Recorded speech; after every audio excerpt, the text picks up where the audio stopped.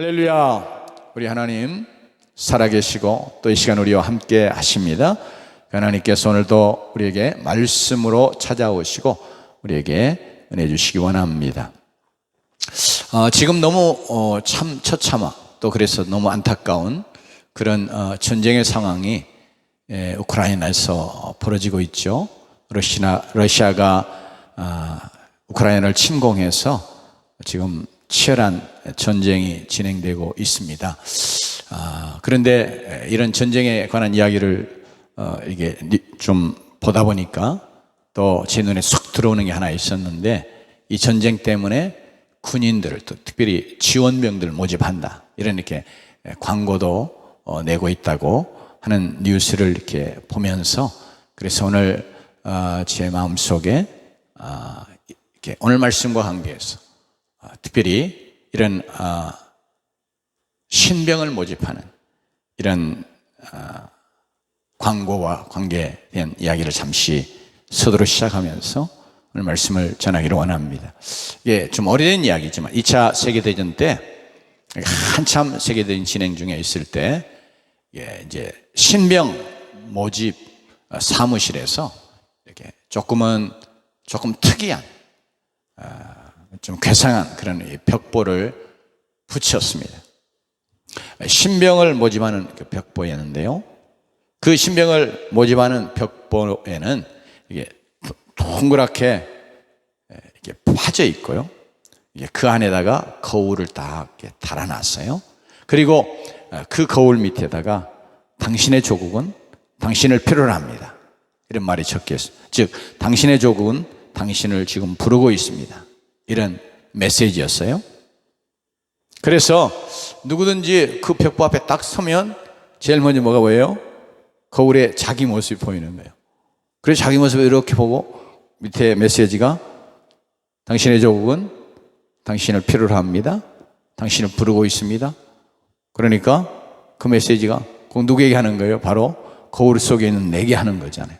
그래서 그 메시지를 듣고 굉장히 이렇게 감동도 받고 혹은 도전도 받고, 지금 우크라이나를 보니까 막 사람들이 뭐 민간인이며 예비군이며 할 것 없이 서로 전투에 참여하려고 자원해서 전쟁에 나서고 있잖아요. 이렇게 감동을 받아가지고 이 정말로 조국이 자신을 필요로 하는구나 하는 이것 때문에 그 신병 모집 사무실에 많은 젊은이들이 찾아와서 내가 이제 군에 지원하겠습니다, 이렇게 해가지고 가장 많은 이렇게 신병을 모집했다고 하는 그런 이야기가 전해오고 있습니다. 오늘 특별히 오늘 메시지는 주님의 부르심에 관한 이야기. 오늘 말씀에 그렇죠? 정말 주의 조국이 부르는 그 부름도 강렬하고 굉장히 엄중하고 또 어떤 점에서 보면 참 위대한 부름이잖아요. 그러나 그보다 더 정말 놀라운 위대한 그런 부르심의 메시지가 오늘 본문 속에 있습니다. 그런데 하나님 말씀을 이렇게 거울이라고 그러잖아요. 그러니까 우리가 늘 거울을 볼 때, 즉 거울 앞에 서기만 하면 나 거울을 좀 봐야 되겠다 하고 거울 앞에 서면 늘 뭐예요? 내 모습 보자, 내 모습 보이죠. 그 내 모습 보려고 또 서는 거잖아요. 그래서 우리 하나님의 말씀을 거울이라고 말할 때는 항상 그 말씀 앞에 우리 자신을 이렇게 비추어 보도록 그렇게 말씀하신 의도이기 때문에 우리가 이 말씀 통해서, 이 말씀의 거울 통해서 바로 그 앞에 내가 서서 이게 내게 말씀하시는구나, 이런 메시지로 받아들이기를 원합니다. 특별히 오늘 본문 말씀, 오늘 너무나 분명하게 주님이 저와 여러분을 이렇게 부르고 계시는 그런 말씀을 우리에게 증거해 주고 있습니다. 말씀 앞에, 말씀의 거울 앞에 우리가 이렇게 똑바로 서서 쳐다보기만 하면 바로 정말 주님께서 저와 여러분을 부르고 계심을 우리가 읽을 수 있고 또 들을 수 있고, 그러면서 또 볼 수도 있는 줄로 믿습니다. 2000년 전에 죄와 사단과 사망과의 위대한 영적인 전쟁을 정말 이 모든 권세들을 깨뜨리고 정복하여 그 가운데 붙잡혀 종로로 타는 그런 인생을 구원하시기 위해서 이 세상에 오신 주님께서 이 주님의 구원에 참여하며 주님 자신이 이룬 위대한 이 승리의 전쟁을 계속해서 수행할 사람들을 필요로 하십니다. 그래서 주님이 사람을 부르고 계시는 거예요. 하나님의 나라를 건설하기 위해서 우리 주님이 이 땅에 오셨죠. 그래서 우리 주님께서 이 하나님의 나라의 백성이 되며 하나님 나라에 들어가며 그래서 또한 하나님의 나라를 계속해서 이 땅에 확장해가는 건설해가는 그런 위대한 역사를 위해서 주님은 사람을 부르고 계세요. 오늘 이 메시지를 우리가 함께 믿음으로 받는 은혜가 있기를 원합니다. 오늘 우리의 본문 내용은 레위라고 하는 세리를 주님께서 부르신 그런 말씀의 내용입니다. 이것도 말씀은 아까도 이미 말한 것처럼 거울이잖아요. 그러니까 우리가 이 말씀 앞에 딱 섰을서 나와 관계없는 제3자인 셀이 그를 부른 이게 아니라 바로 말씀 앞에 이렇게 서서 말씀의 거울 앞에 서면 누가 보인다고요? 내가 보이죠. 나를 비춰보는 거잖아요. 그러니까 오늘 말씀 통해서도 똑같이 주님의 세리였던 레위를 부르시는 말씀인데 이것이 말씀의 거울로 우리가 그 앞에 섰다. 오늘 우리가 이 말씀을 읽었고 또 말씀을 들을 때 그 말씀에 비추어서 바로 내 모습을 보고 나를 그 안에서 발견하며 나아가는 그런 시간이 되어야 하겠습니다. 특별히 이 레위에 대해서 이 세리다 이렇게 분명하게 이의 직업이 뭔지를 이야기해 주고 있습니다. 특별히 이 세리는 로마의 지배를 받고 있는 그런 이스라엘 백성들, 유대인들, 그들이 바쳐야 되는 세금이 엄청나게 많았습니다. 지금 이번에 부동산 정책으로 인해서 내야 되는 세금들이 굉장히 많이 늘어난 것 때문에 그 부담을 지는 자들이 굉장히 분노해서 이번에 선거 대선에 표심이 많이 갈렸다고 그러는데요. 그러나 이때 당시의 세금과 비교하면 비교도 안 되는 거예요. 지금 우리가 부담을 하거나 또 많이 그 세금을 내고 있다고 생각하는 자들이 부담하는 그런 세금은 로마인들은 엄청나게 그들이 지배하는 지역에서 세금을 많이 걷습니다. 그런데 또한 이렇게 유대는 이제 로마 제국이 걷어가는 세금도 있거니와 예수님 당시에는 특별히 이 유대 지역, 이스라엘 지역은 헤롯 가문이 지배하고 있었단 말이에요. 분봉왕들이라 해서 처음에 예수님이 탄생할 때는 헤롯 대왕이지만 그 이후에 그의 자녀들에 의해서 이제 이 지역들이 나눠지면서 영어로는 테트라크라고 해서 그렇게 말하는데 지역을 이렇게 조금씩 나누었어요. 그래가지고 이것을 다스리는 그래서 이게 분봉왕 이렇게 호칭을 했는데 그들이 거두는 세금이 또 있는 거예요. 그러니까 로마 제국에 바쳐야 되는 세금이 있고 또 지금 직접 그들을 다스리고 있는 왕 나라를 위해서 바치는 세금이 있고 또 그리고 또 성전에 내는 세금도 있고요. 이게 하나님의 백성이니까 그러니까 세금의 부담이 엄청나게 많았는지 몰라요. 얼마나 엄청났는지 참 상상하기 어렵습니다. 그런데 이제 문제는 이렇게 세금을 거둘 때 로마인들이 세금을 거둬가면 로마인들이 와서 직접 거두는 게 아니고 이스라엘 백성들 중에서 관리들을 세워가지고 사람들을 세워가지고 그들이 세금을 걷는 거예요. 그러면 이제 그런 권한을 부여받으니까 지금도 세금 안 내면 여차하면 압류 들어오기도 하고요. 그러잖아요. 굉장한 힘을 갖고 있어요. 고대 사회는 이게 그런 어떤 이 직분에 따르는 힘, 그것이 물리적인 힘과 또 지금 이 칼의 힘과 같이 가는 그런 힘이 있단 말이에요. 그러니까 이들이 이렇게 세리라고 하는 자들이 바로 세금 거두는 사람이에요. 텍스 컬렉터라고 그러고 그러는데 세금을 거두는 자.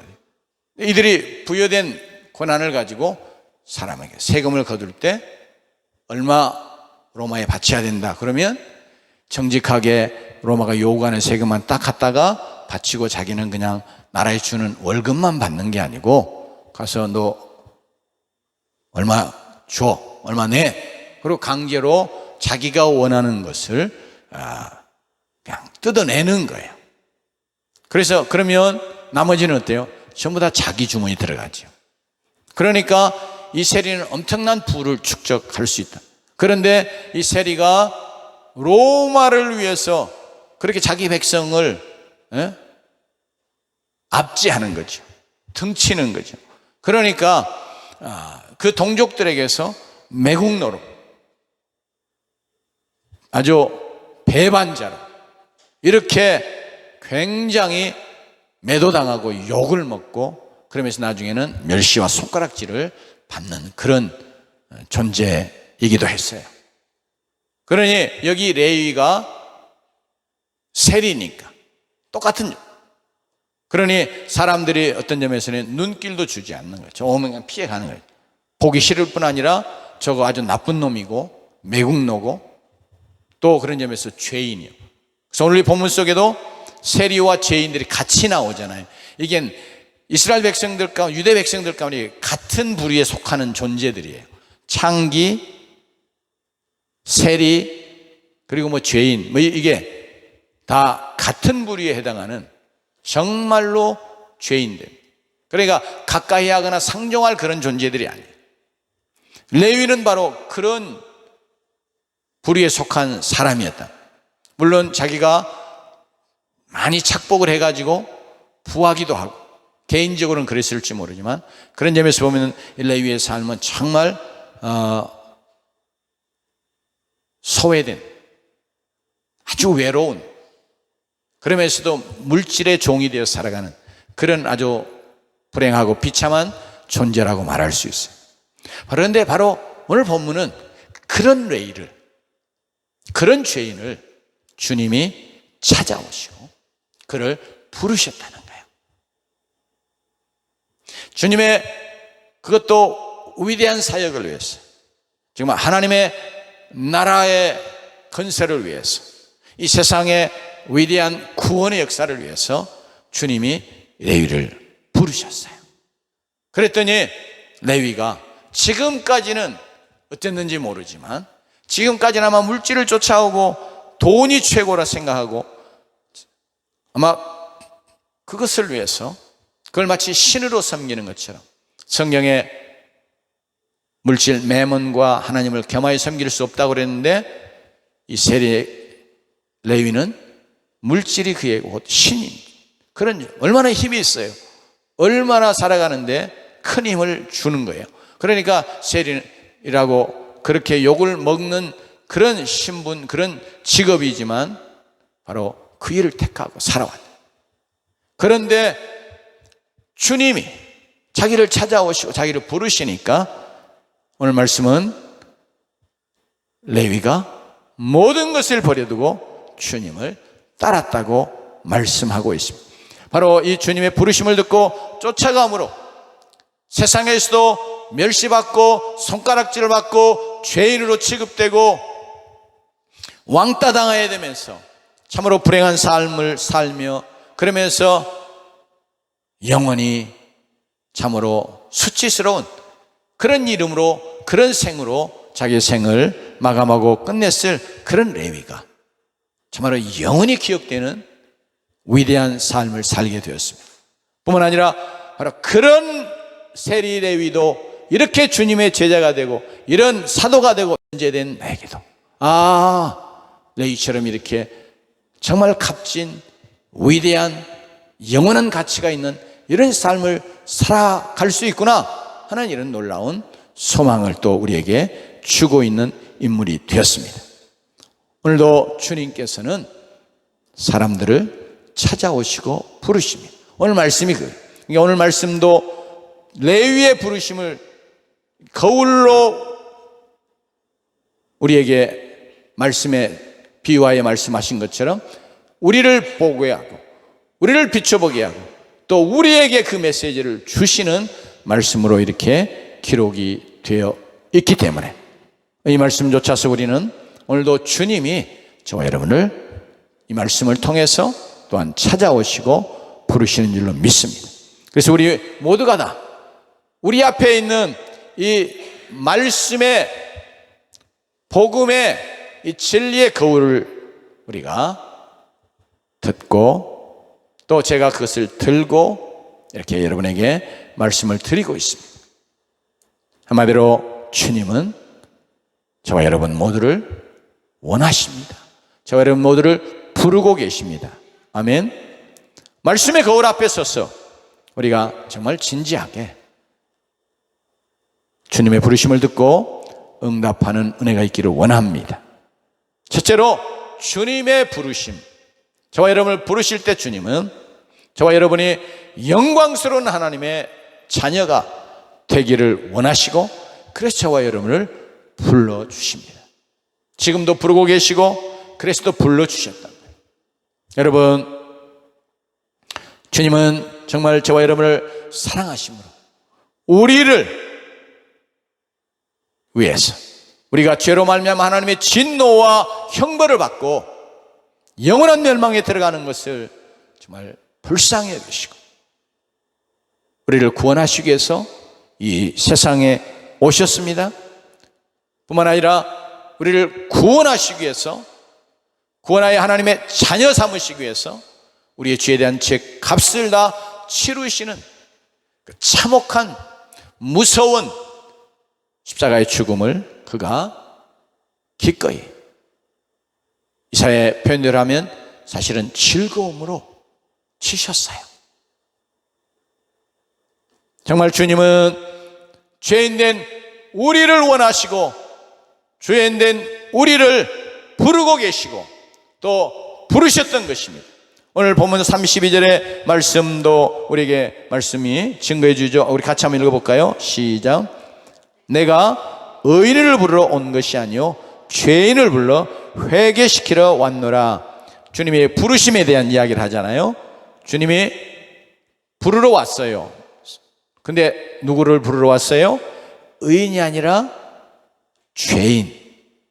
죄인을 불러 회개하고 하나님의 자녀, 하나님의 백성이 되게 하시기 위해서 오셨다고 주님이 말씀하고 계십니다. 주님은 저와 여러분의 죄와 모든 허물을 짊어지시고 갈보리 십자가에 나아가셨습니다. 그리고 그곳에서 바로 저와 여러분을 위해서 우리가 죄 때문에 하나님께 받아야 될 맹렬한 진노와 무서운 심판과 저주와 지옥의 형벌의 고통을 대신 감당해 주셨습니다. 그래서 이제 우리 주님께서는 누구든지 그의 부르심을 받고 아, 주님이 나를 부르시는구나. 이 말씀이 증거하는 것처럼 주님은 나를 부르시는구나. 이 부르심이 바로 레위라고 하는 2000년 전에 그 어떤 한 사람만이 아니라 그를 통해서 내게도 똑같이 아, 주님이 나를 부르고 계시는 것을 말씀하시는구나 하고 이렇게 이것을 믿음으로 받아들이면서 주님에게 나아가는 자에게 하나님의 무서운 진노와 심판과 형벌의 맹렬한 불길로부터 지키시고 구해 주시는 구원의 주님이요 구원의 피난처가 되시는 줄로 믿습니다. 이 주님이 한 영혼이 구원받을 때 얼마나 기뻐하시는지 주님이 친히 말씀하셨죠. 누가복음에 죄인 한 사람이 회개하면 하늘에서는 회개할 것이 없는 의인 99으로 말미암아 기뻐하는 것보다 더하리라. 죄인 한 사람이 회개하면 하나님의 사자들 앞에 기쁨이 되느니라. 이렇게 7절과 10절에서 말씀하고 계십니다.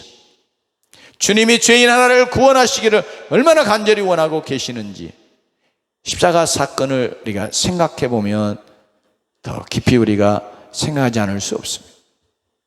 십자가상에서 주님이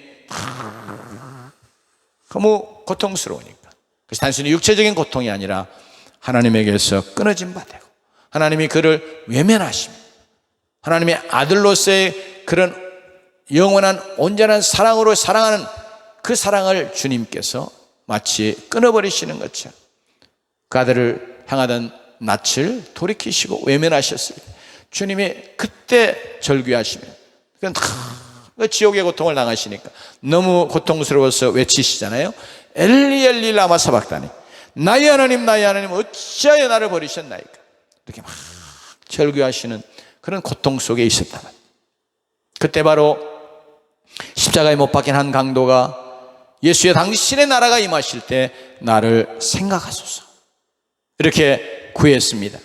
그랬더니 주님께서 그에게 말씀하시기를, 내가 진실로 진실로 내게 이르노니 오늘 내가 나와 함께 낙원에 있으리라고 그에게 하나님의 나라를, 천국을, 구원의 은혜를 허락해 주셨습니다. 여러분, 예수님이 네가 그래 나의 나라에, 하나님의 나라에 네가 나와 함께 있으리라 이렇게 표현하지 않고 다른 용어를 쓰신 것은, 주님이 지금 십자가에서 죽으시는데 어떤 자로 죽으세요? 메시아로 죽으시거든요. 그리스도로 죽으시거든요. 근데 왜 십자가에 못 박혀 죽어요? 그리스도라고 했다고 하는 것 때문에 신성모독으로 지금 종교 지도자들, 유대인들에 의해서 그가 버림받고 십자가에 죽은 거예요. 그러니까 예수님은 이 십자가에 죽으시면서 정말로 자신이 그리스도 메시아인 것을 한번 증거하시는 거예요. 왜냐하면 그 당시에 유대인들, 특별히 랍비들의 문헌에 보면 바로 이 낙원은 그리스도의 처소예요.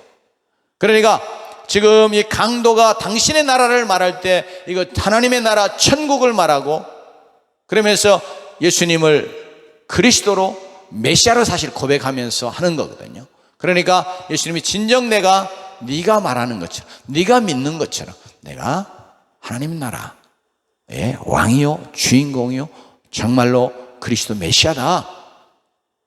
지금 내가 비록 저들이 내가 메시아라 그리스도라 한 것 때문에 신성모독으로 나를 이렇게 못 박아서 내가 그리스도 메시아가 아닌데 죽는 그런 자가 아니라 정말로 내가 메시아이기 때문에, 그리스도이기 때문에 바로 이 하나님의 나라에 네가 들어가도록 하기 위해서 내가 이렇게 죽는 거야. 그래 네가 그렇게 내게 대해서 그 믿음을 고백하니, 나를 메시아로 그리스도로 고백하니, 그래 내가 구원을 허락하노라. 내가 바로 너와 같은 죄인을 구원하기 위해서, 부르기 위해서 왔기 때문이라. 사실 이걸 말씀하시는 거예요. 그래서 네가 나의 나라에, 하나님의 나라에 혹은 천국에 있으리라 이렇게 말씀하지 않고 낙원에 있으리라 이렇게 말씀하셨습니다. 혹자들이 이런 이 말씀의 배경이나 이런 것들을 조금 오해해서 이 말 한마디만 가지고 천국은 따로 있고 낙원 또 따로 있고, 그래서 낙원이 죽으면 그냥 영원히 가는 어떤 세계, 하나님의 나라 말고 그것과 구별된 다른 세계, 이렇게 잘못 이해하고 또 그렇게 말하고 가르치고 설교도 하는 경우가 있는데, 이것은 그렇지 않습니다. 바로 낙원은 하나님의 나라예요. 이 강도가 고백하는 것처럼 당신의 나라, 하나님의 나라, 천국, 그거다. 그런데 구체적으로 그 나라가 누구에 속한 나라예요? 메시아 그리스도. 근데 그 메시아의 거소로 그 당시에 많은 사람들이 낙원으로 알고요. 그러니까 십자가 밑에 있는 자들에게도 예수님이 낙원을 이야기하실 때 네가 낙원에 나와 함께 있으리라, 그 죄인된 강도에게 낙원을 허락하실 수 있는 분은 누구예요? 낙원의 주인인 그분밖에 안 돼요. 그리스도 메시아 밖에 없다. 그러니까 내가 바로 그래 낙원의 하나님의 나라의 주인된 왕인 바로 메시아 그리스도다, 이렇게 증거하고 있는 것입니다. 어쨌든 간에 우리 주님의 가장 큰 소원은 저와 여러분이 구원받고 하나님의 자녀가 되고 천국을 소유하는, 천국에 들어가는 그런 자인 것을 다시 한번 우리가 마음에 깊이 새겨야 되겠습니다. 주님이 요한복음 3장 20절에 볼지어다 내가 문 밖에 서서 두드리노니 누구든지 내 음성을 듣고 문을 열면 내가 그에게로 들어가 그로 더불어 먹고 그는 나로 더불어 먹으리라. 이렇게 말씀하시면서 영접하는 것과 관계에서 요한복음 1장 12절은 영접하는 자 곧 그 이름을 믿는 자들에게는 하나님의 자녀가 되는 권세를 주셨으니라고 증거해 주고 있습니다. 그래서 주님은 바로 저와 여러분이 주님을 진정으로 하나님의 아들, 나의 구원자, 메시아로 믿고 마음에 그분을 영접하고 모셔드리고 하나님의 자녀가 되기를 원하고 계십니다. 바로 이 주님의 부르심을 저와 여러분을 향한 부르심으로 듣고, 아 그렇구나, 이대로 이 말씀이 바로 내게 주님을 내가 영접함으로 하나님의 자녀가 되기를 원하시는구나. 내가 하나님 예수 그리스도를 내가 나의 구원자로 믿고 내 마음에 내 삶 속에 모셔드리기만 하면 내가 정말 하나님의 자녀가 되고 하나님의 백성이 되는구나. 이것을 깨닫고 주님을 인격적으로 영접하는 그런 자들이 되기를 주님이 이 자리에서도 우리에게 바라고 계신 줄로 믿습니다. 정말 내가 주님을 인격적으로 내가 믿고 영접한 자들이면 이미 또한 내가 하나님의 자녀가 되었구나 하는 것도 확신하고 이 말씀의 근거에서 확신한 그런 믿음을 가지고 하나님의 자녀로 나아가는, 살아가는 주의 백성 되시기를 주의 이름으로 축원합니다. 주님은 정말로 저와 여러분이 하나님의 자녀, 하나님 나라의 백성 되기를 원하시고 그래서 우리를 부르셨던 것이고 지금도 하나님의 자녀가 되지 못한 자들이나 하나님의 백성이 되지 못한 자들을 부르고 계십니다. 이 부르심 레위에게도 맡겨요. 레위는 죄인이니까 그 당시에 이스라엘 백성들, 유대인들이 생각할 때도 저건 어디 갈 거예요?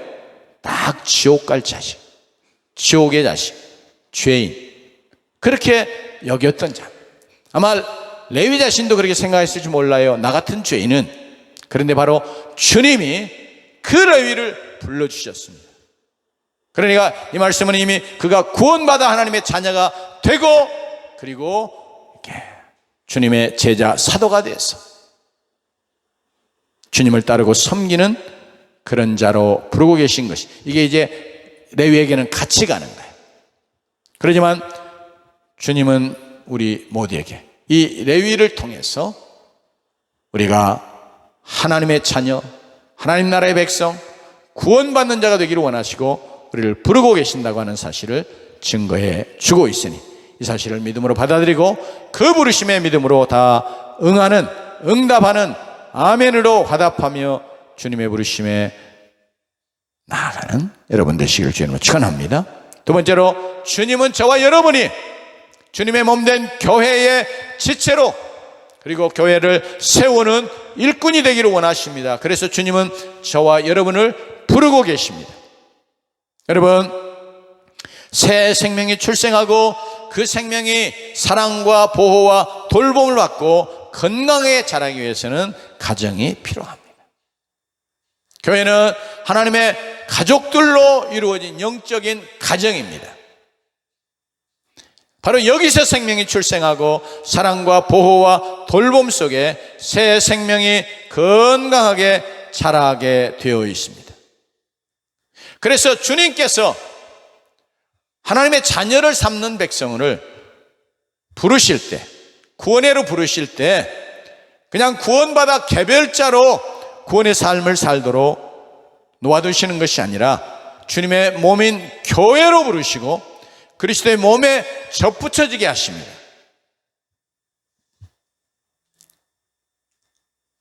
물론 우리가 구원받으면 우주적인 영적인 교회에 다 접붙여지는 지체가 된다고 말할 수 있지만 성경 말씀을 가르쳐주는 것처럼 주님은 우리를 유형교회, 지역교회로 부르시면서 그것을 성경은 주님의 몸이라고 말하고 그 몸된 교회의 지체로 누구든지 구원하는 자들을 부르고 계시는 것을 말씀이 우리에게 증거해 주고 있습니다. 그러므로 무교회주의자들, 그냥 어느 특정한 유형교회는 꼭 내가 안 나가도 돼, 그렇게 생각하는 자들은 성경을 조금 잘못 오해하는 것입니다. 주님이 우리를 부르실 때 다 어디예요?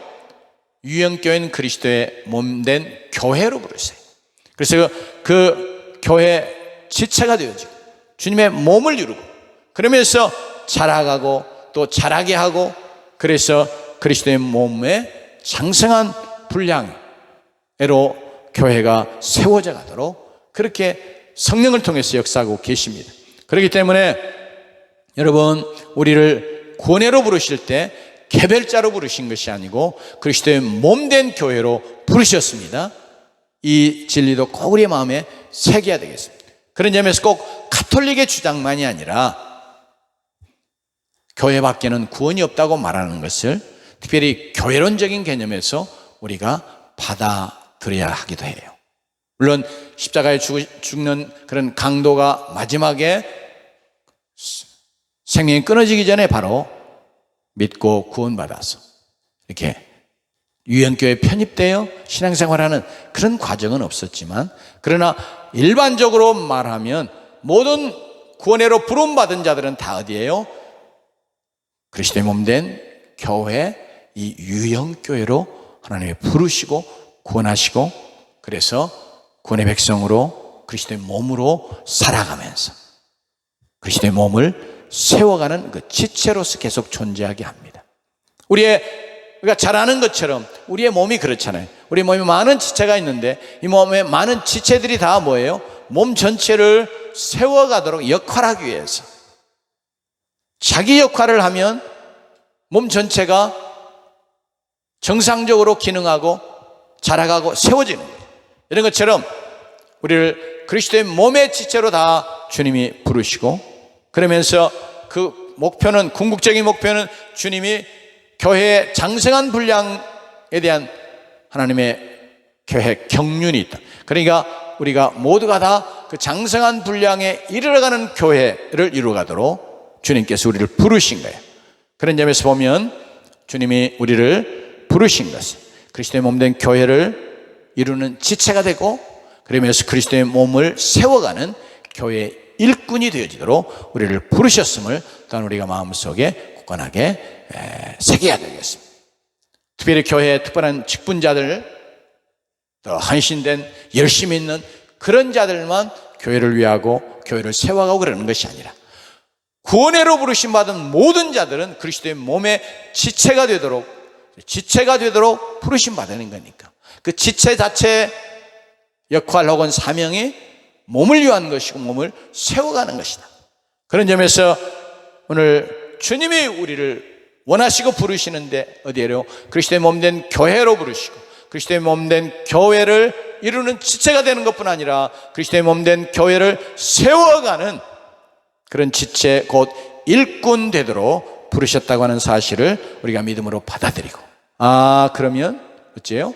주님이 나도 교회를 세우는 지체요, 교회를 세우는 일꾼으로 부르셨구나 하는 이 진리를 다 오늘 말씀 통해서 다시 한번 받아들이고, 그러면서 우리가 어떻게 하든지, 그러면 내가 어떻게 해야 주님의 몸을 세우는 지체요, 주님의 몸을 정말 성장하게 하는 그런 일꾼으로 신앙생활 할 것인가 하는 것을 늘 생각하고,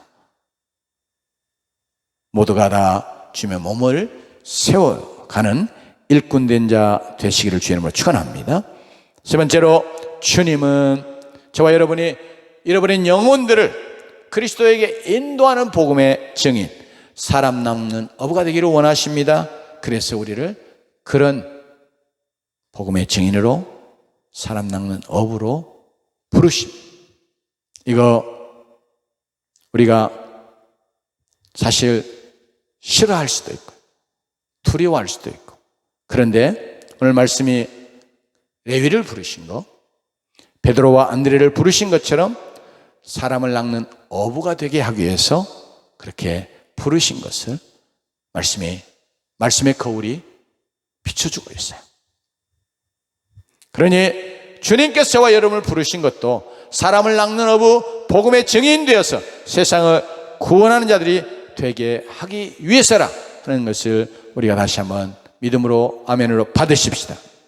주님이 저와 여러분을 이렇게 복음의 증인으로 부르신다, 사람을 낚는 어부로 부르신다, 이렇게 하면 너무 거창하게, 너무 막 그냥 내가 감당할 수 없는 그런 막중한 이런 것으로 생각해서 나는 아니에요, 나는 또 그렇게 안 살 거예요, 이렇게 받아들이지 못하는 경우들도 있고요. 그런데 이 부르심은 특별한 사람들을 향한 것이 아니고, 특별히 목사나 선교사나 특별한 헌신된 사람들만을 향한 것이 아니에요. 목사나 선교사 특별한 헌신된 사람들만 향한 것이야, 이렇게 생각하고 두려움을 갖거나 하는 것들은 다 우리가 떨쳐낼 수 있기를 원합니다. 왜냐하면 우리가 지금 이게 말씀에 비춰보자. 이게 거울이니까 이게 비춰보면 누구에게 말씀하시는 거예요? 내게 말씀해 오시는 거죠. 물론 주님은 우리 모두를 다 목사나 선교사처럼 특별한 직분으로 부르신 것이 아니에요.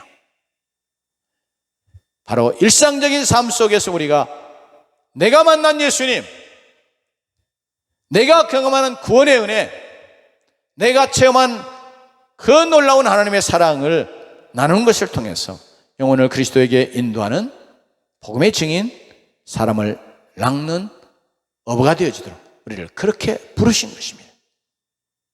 저 자신도 그래서 지금 목사나 선교사가 되려고 하는 사람은 정말 굳고 말려요. 또 말리고 싶고요. 루터도 그런 이야기를 했습니다. 목사가 되려는 것을 뱀을 보는 것처럼 피하라. 뱀은 징그럽잖아요. 또 무섭잖아요. 그럼 어째요? 여러분 뱀 있으면 저거 그냥 밟아 죽여야지 그러고 달리더래요? 그냥 겁이 발칵 나가지고 도망가잖아요. 마치 그런 것처럼 피하라. 그러나 주께 붙잡혔으면 불같이 충성하라. 또 그런 이야기도 덧붙였습니다. 그러나 전반부만 생각해요. 정말 목사가 되는 거, 이거 피할 거예요. 정말 주님이 나를 부르신다고 하는 말씀의 거울에 비춰서 확신이 오기 전에는, 그냥 사업하다가 안 되니까, 이것저것 해보다가 안 되니까, 인생이 그렇게 잘 풀려가는 것 같지 않으니까 하나님 나를 부르신다 하고 오는 사람들을, 목사 되겠다고 신학교 오는 사람들도 제가 신학교에서 가르치면서 많이 봤어요. 물론 그런 방식으로 하나님 부르시기도 해요. 그러나 만일 그 고백이 진실이라면, 그럼 네가 하나님의 부르심 받은 자처럼 이제 네가 하나님 앞에 준비하고 충성하고 헌신하지. 그거 없어요. 근데 대부분 그렇게 인생 실패자로 살다가 신학교에 주의 종이 불러서 하나님 나를 종으로 부르신다 하고 오는 사람들을 보면 와서도 여전히 그렇게 인생을 실패할 수밖에 없게 살았던 그런 태도, 그런 모습으로 신학교 생활도 해요. 공부도 잘 안 합니다. 신실하게 하지 않습니다. 심지어 시험 볼 때는 컨닝도 해요. 그런 자들을 향해서 제가 이야기를, 정말 주의 종이 되는 거 뱀을 보듯이 피해야 되는 것이다. 지금 이 시대가 정말 원하는 것은 이렇게 목사나 선교사가 아니라, 주님이 또 원하시는 것은 우리의 삶의 현장 속에서 주님을 드러내고 복음을 전하고 사람을 낚는 그런 제자된 삶을 살아가는 그런 자들을 주님이 정말 원하고 계시는 거예요. 여러분, 오늘 말씀 속에 보면 레위와 관계에서도, 여러분, 레위가 주의 부르심을 받고 한 일이 뭐였냐면 자기의 삶의 현장 속에서 죄인과 세리들을 다 초청해다가 잔치에서 예수님 만나게 하는 거예요. 그 일을 레위가 했어요. 그러니까 이것도 거울이 되어서 우리에게 주님이 내게 원하시는 건 뭐 원하신다고요? 나 당장 목사 되겠다고 모든 거 다 집어치우고 가는 거 말고 바로 레위처럼 그가 살아오던 삶 속에 그가 관계했던 그런 사람들 주님 만나게 인도하는 거예요. 잔치를 베풀어서 세리와 죄인들이 그렇지 않으면 주님에게 나올 수 없잖아요. 주님 만날 수 없잖아요. 그러니까 잔치를 베풀어 가지고 주님 만나게 했어요. 물론 자기가 주님을 따르게 되니까 이제 너무 감사하고 기쁘고 또 그래서 이제 이전의 삶을 다 청산하려고 하는 그런 것 때문에 한 것이기도 하지만 동시에 레위는 자기와 같은 사람이 주님 만나야 돼. 자기와 같은 사람도 다 주님 만날 수 있다. 구원받을 수 있다. 변화될 수 있다. 이것 때문에 잔치를 베풀어서 주님 만나게 한 것입니다. 이런 것처럼 바로 이 삶의 현장 속에서 주님은 우리 모두가 다 주님이 나를 복음의 증인으로 사람 낚는 업으로 주님의 제자로 부르시는구나. 이것을 받아들여서 그렇게 살아가는 자들을 원하고 계시고 저와 여러분이 바로 그런 자들이 되기를 원하십니다. 우리 마가복음 5장의 말씀에도 보면 거라사 군대 귀신 들렸다가 고침받은 사람이 있잖아요. 근데 그가 고침받고 딱 주님에게 주님과 함께하고 싶습니다. 주님 내가 따라가겠습니다. 그렇게 따라가게 해주십시오 하고 주님에게 요청했어요. 간구했어요. 그때 주님이 뭐라고 그러는 줄 아세요? 그에게 너 집으로 돌아가라. 집에 돌아가서 주께서 내게 어떻게 큰 일 행하사 너를 불쌍히 여기신 것을 네 가족에게 알리라. 그래서 그 사람은 자기의 집, 자기의 삶의 근거지로 돌아갔습니다. 그래서 일상적인 삶을 살면서 자기가 사는 지역에서 많은 사람들에게 예수님께 자기가 행하신 놀라운 은혜의 역사를 전파했던 것입니다. 이처럼 주님은 우리의 삶의 현장에서 우리의 일상적인 삶 속에서 우리가 만난 예수님, 우리가 경험하는 구원의 은혜, 내가 체험한 하나님의 사랑을 나누는 것을 통해서 영혼을 그리스도에게 인도하는 복음의 증인이 되고 사람을 낚는 어부가 되도록 그런 삶을 살아가도록 우리를 부르고 계십니다. 아멘. 이 사실을 우리가 믿음으로 받아들여서 이렇게 그런 삶을 우리가 부르심대로 살아가는 자가 되어야 될 줄로 믿습니다. 제가 언제 듣게 된 이야기인데요. 어느 경건하는 외판 사원이 어떤 가게 주인을 방문해서 물건을 팔려고요. 그 외판 사원이 많은 좋은 주문을 이렇게 받고 나서 그 가게 주인에게 이렇게 말했어요. 내가 당신의 이름을 내 기도 수첩에 적어놓고 기도하겠습니다. 그런데 그 말 한마디예요. 그 가게 주인이 엄청나게 감동을 받았습니다. 그리고 그 다음번에 이 외판 사원이 방문했을 때 그가 전하는 복음을 듣고 주님을 영접했어요. 바로 주님이 원하시는 게 바로 이런 삶이에요. 아니면 가정에서 혹은 가족 간에도 그럴 수 있어요. 어떤 공부 잘하는 대학생에 관한 이야기가 있는데요. 이가 공부를 너무 잘하는 거예요. 그래서 이제 공부를 통해서 자기는 성공하고 그러기를 원하고 어머니에게 자기 포부를 말했어요. 내가 정말 훌륭한 법률가가 돼서 돈을 많이 벌고 세상에서도 이름 나는 사람이 되고 싶습니다. 또 그렇게 하겠습니다. 그런데 어머니는요, 신실한 믿음의 사람이었어요. 그래서 아들도 신실한 믿음의 사람이 되기를 위해서 기도했는데 참 불행하게도 아들은 믿음에는 별로 관심이 없었어요. 그래서 어머니가 그 아들을 위해서 간절히 기도를 계속했습니다. 그리고 그 아들이 이제 4학년을 마치기 위해서 방학을 마치고 이제 학교로 떠나기 직전에 그의 주머니에다가 쪽지 하나를 다 슬쩍 집어넣어 주었어요. 그 아들이 이제 모르고 갔지요. 그런데 후에 이제 기숙사에서 이렇게 보니까 쪽지가 하나 있는 거예요. 근데 엄마가 써넣어준 거죠. 근데 마감 8장 36절 말씀을 적었습니다. 사람이 만일 온 천하를 얻고도 자기 목숨을 잃으면 무엇이 유익하리요? 이 말을 듣고 이 말이 그냥 탁 가슴에 못이 박히듯 찔려 들어왔습니다. 그래서 그 자리에서 엎드려서 그가 회개하고 구원을 받았다고 하는 이야기가 있습니다.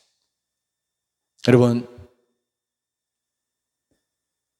때로는 우리가 증거하는 믿음의 말 한마디, 내가 받은 은혜를 나누는 그 간증 혹은 말씀 한 구절이 사람의 영혼을 그리스도께 인도할 수 있어요.